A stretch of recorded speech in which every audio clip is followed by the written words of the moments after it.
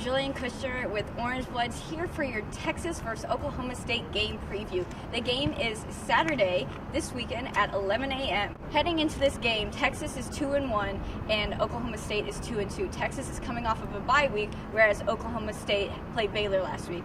The last game Texas had was against Cal, where they lost 50-43. Texas had 568 total yards, but the defense allowed 507. Of Texas's 568 yards, 261 were passing and 307 were rushing. As far as what they allowed, 396 of those yards were passing and 111 were rushing. The biggest issue for Texas was 2 interceptions. As far as Oklahoma State, they lost to Baylor 35-24. Oklahoma State had 492 yards and allowed 523.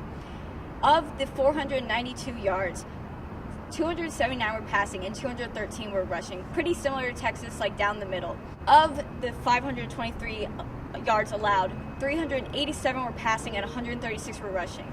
Oklahoma State also had 4 turnovers and forced 2. Of the 4 turnovers, 1 was an interception and 3 were fumbles. As far as injuries goes, since Texas has had that week off, it seems that everybody is going to be able to play this weekend. There weren't any huge injuries coming out of the Cal game, but anyone who did get scraped up has recovered and will be playing this weekend. The players to watch for in Oklahoma State is, of course, the quarterback Mason Rudolph. Last weekend against Baylor, he was 27 for 45. He had 1 interception, 279 yards, no touchdowns.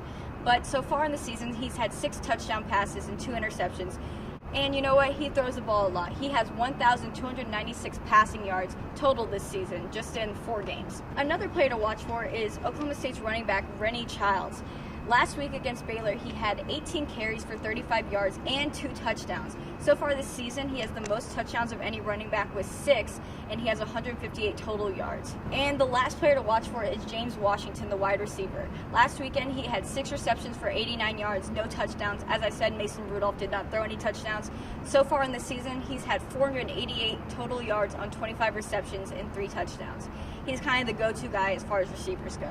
For Texas, players to watch is obviously quarterback Shane Buechele. He had 196 yards last weekend, 1 touchdown, 1 interception, which I personally don't count as an interception because it wasn't really his fault.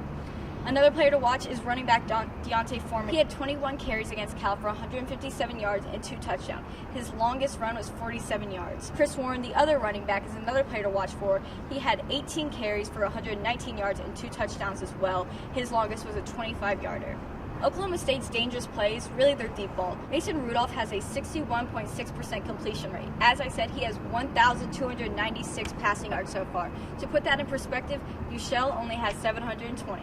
As far as Texas's dangerous plays, anytime the ball is in D'Onta Foreman or Chris Warren's hands, those guys are both explosive. They know how to run the ball, and they can do so pretty well. You give them an inch, and they'll take a mile. So far this season, there's almost 600 yards between those two. Oklahoma State's strengths are the pass game and the rush defense. As I said before, they threw the ball quite a lot last weekend against Baylor with 279 passing yards. They also have a pretty good rush game with, I said, Rennie Childs, and they had 213 rushing yards last week. Texas's strengths are the pass game and the rush game. I just talked about D'Onta Foreman and Chris Warren. Those two have really put the team on their back. They've played great this whole season. In the 3 games they've had. Oklahoma State's weaknesses are fumbling and the pass defense. Justice Hill, the other running back that they use, had 2 fumbles last week. He also had 122 yards on 20 carries and a touchdown. So he is a very talented running back, but he's got those butterfingers. As far as the pass defense, Oklahoma State's defense allowed 387 pass yards last weekend and 4 passing touchdowns. The week before against Pitt, the defense allowed 527 total yards, and 237 of those were passing. Texas's weaknesses are the defense, their general stupidity, and Tyrone Swoops. The defense allowed 396 passing yards last weekend. As far as the stupidity goes, it's either stupid penalties. Texas had 7 penalties last week, stupid behavior, or stupid play calling, and y'all already know what I'm talking about. It's that deciding not to go for it on 4th and 10 with 2 minutes left in the game, down 7. That's a very stupid play as far as play calling goes. And sorry to say that, but Tyrone Swoops has become a burden for this team. Tyrone had 65 passing yards last against Cal and 1 interception. He also had 32 rushing yards. Like I've said before, teams are learning how to stop him. What he does is not that complex. He kind of keeps doing the same play over and over. I was shocked that Notre Dame didn't learn how to stop him, but these other teams are learning how to do that. As far as final thoughts, these two teams are actually extremely similar.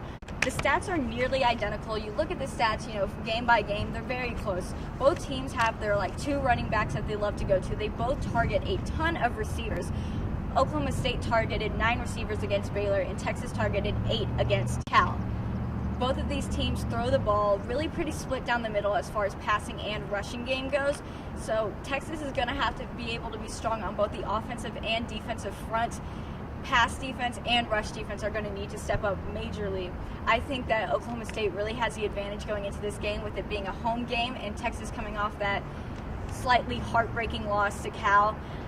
Texas is more refreshed coming off the bye week, but I give Oklahoma State a slight advantage. As far as I'm concerned, it's Oklahoma State's game to lose. Not saying Texas can't win it, but there's a clear advantage as far as I'm concerned. Thank you guys so much for watching. I will be live tweeting the game as always, so follow me on Twitter, and I will see you guys next week.